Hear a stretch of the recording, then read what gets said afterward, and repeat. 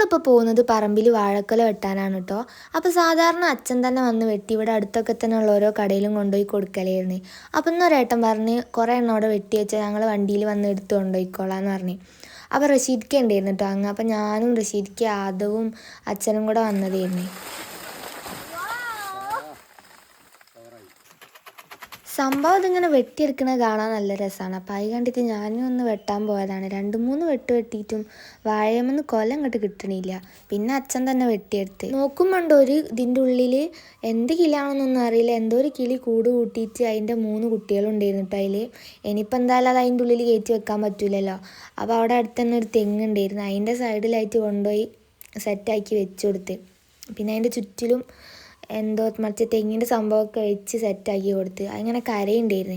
പിന്നെ അവിടെ അടുത്ത് തന്നെയാണ് കേട്ടോ എൻ്റെ രവിയച്ഛൻ്റെ വീട്. അപ്പോൾ അവിടെ പോയപ്പോൾ പ്രശ്നമായിട്ട് പ്ലം കേക്ക് തന്നിട്ടുണ്ടായിരുന്നു. അപ്പോൾ അതൊക്കെ തിന്ന് ഉച്ച സമയം ആയതുകൊണ്ട് തന്നെ നല്ല വെയിലുണ്ടായിരുന്നു. പിന്നെ ഒരു 5 കൊലേൻ്റെ അടുത്ത് വെട്ടിയിട്ടുണ്ടായിരുന്നു. അപ്പോൾ എനിക്കെന്തായാലും അത് പൊന്തൂല, നല്ല വെയിറ്റ് ഉള്ളതുകൊണ്ട്. അപ്പോൾ അച്ഛൻ തന്നെ ഓരോന്ന് എടുത്ത് ഗേറ്റിൻ്റെ മുന്നിൽ കൊണ്ടുപോയി വെച്ചു. അപ്പോൾ ഇന്നത്തെ വീഡിയോ ഇത്രയേ ഉള്ളൂ. ബായ്.